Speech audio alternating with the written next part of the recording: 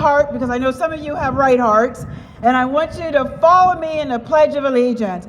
I pledge of allegiance to the flag of the United States of America and to the republic for which it stands, one nation, under God, indivisible, with liberty and justice for all. Thank you. Please take a seat. Now, some of you are asking, well, why are we doing the Pledge of Allegiance? This is Memorial Day. We're supposed to be memorializing those who are deceased from the former wars.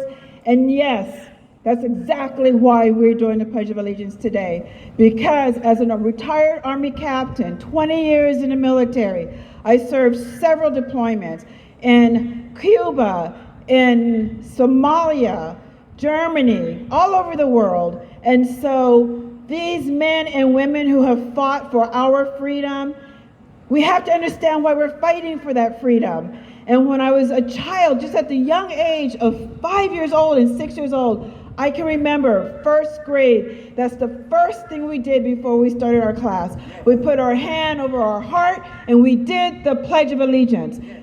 For some of us who were small, it was just words, but it resonated with me as a child. And I think at the age of 16 and 17, I was determined. I understood why I went into the military. So I want to extract some of those words out of the pledge.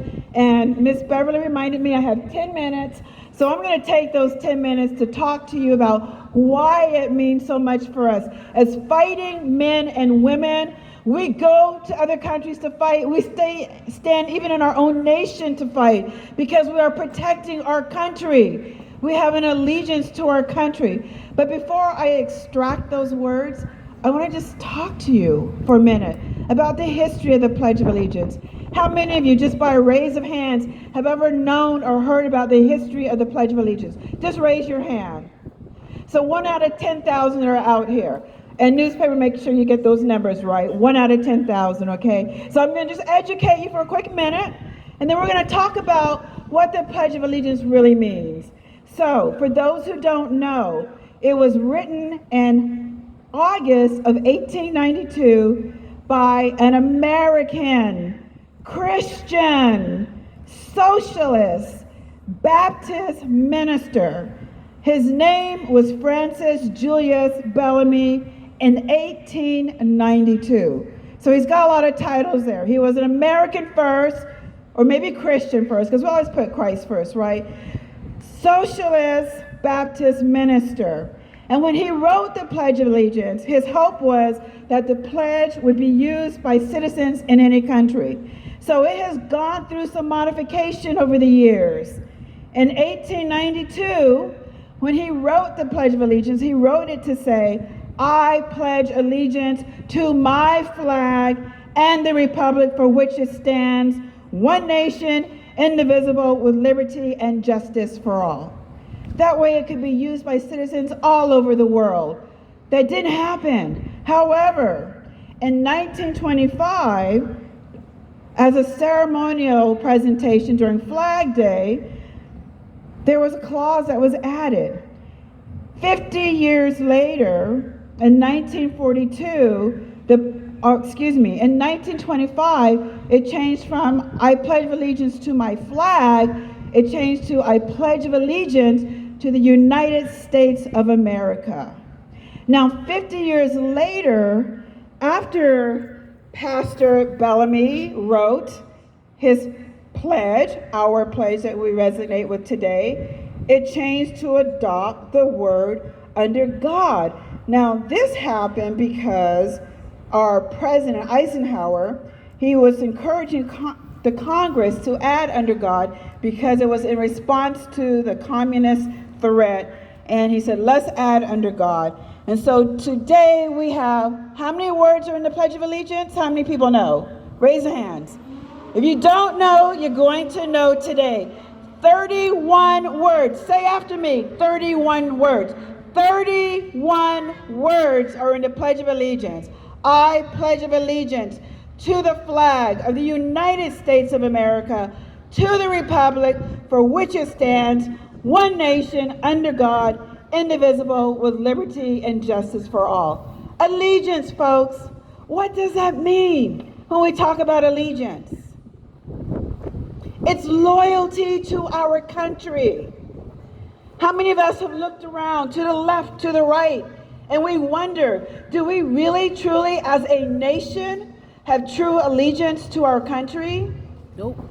If we were doing the Pledge of Allegiance on a daily basis, on a regular basis, maybe that word would resonate more with us. Allegiance is loyalty. And loyalty, you can't say I have it. You have to demonstrate it. So the men and women who go to battle, who sign up for every branch of the service, they are demonstrating their allegiance. It doesn't mean you have to go into the military and die for your country to show allegiance.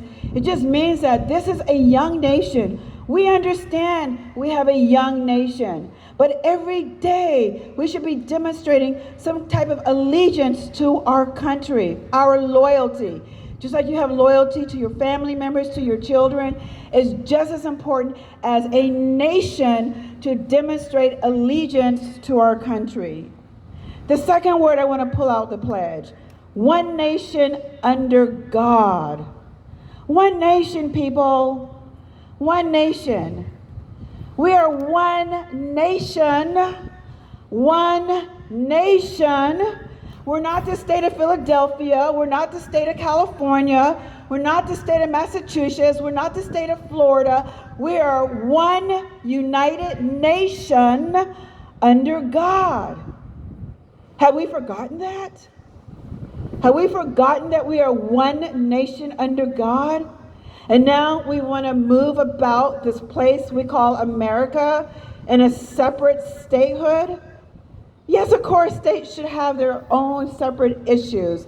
But when it comes to the push, when it comes to the pull, we need to function as one nation under God. Let's get it together, America, because time is running out.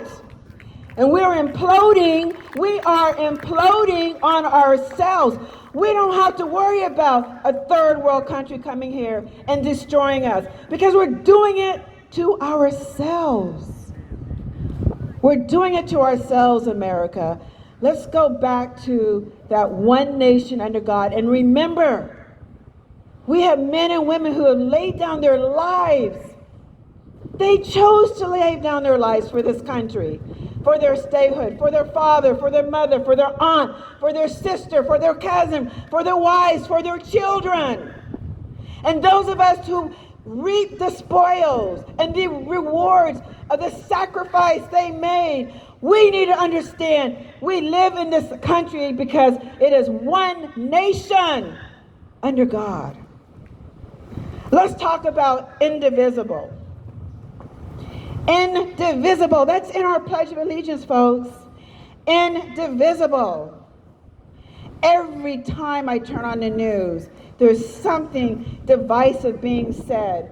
We're tearing each other apart at the root, at the cause. Our children are wayward. They don't know if they're a girl or a boy. We don't know if we're mentally sick, if we're physically sick. We're so divided. The parents aren't even at home to be with the children and raise them in the way God taught us how to raise our children, to go to school and put their hands over their hearts and say, I pledge allegiance to my nation. I pledge allegiance to the flag. Because they don't know what that means anymore. We're not being taught. We're letting petty things, whether it's politics, whether it's religion, whether it's the color of our skin, whether it's our choice of gender, we're letting everything petty divide us. America, wake up. Our Pledge of Allegiance says we need to be indivisible. Nobody is tearing us down but us. And when it happens, and I pray to God it doesn't, please understand, we destroyed ourselves from the inside. Nobody else did. We have to stand tall. We have to stand together. And we have to understand that as man and woman, we lock arms together. We are a strong nation. Every country looks at us. They look to us to see what is America going to do next. And when we show weakness, that's called an Achilles. And they use that against us. America, we're not weak. We just don't celebrate our strengths.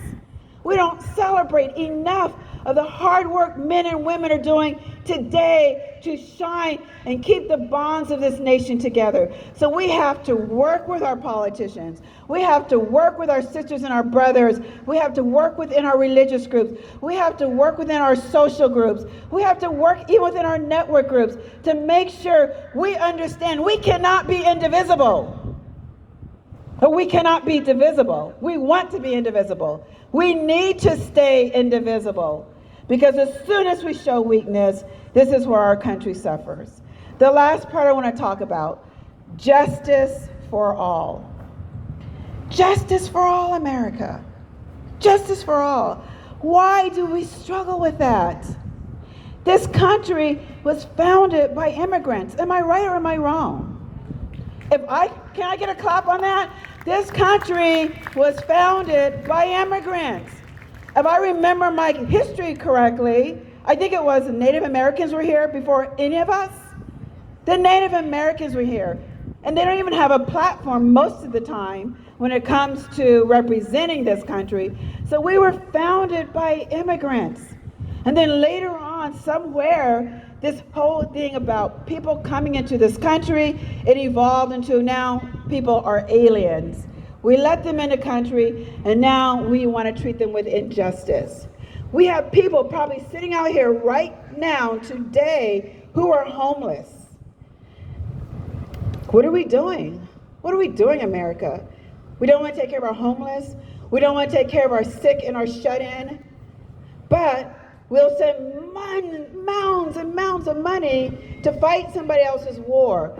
We'll send mounds and mounds of money to even start a war.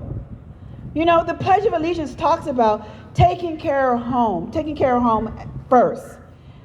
Finding in your heart to show justice. When I was a child, that word justice, it just meant being a good Samaritan.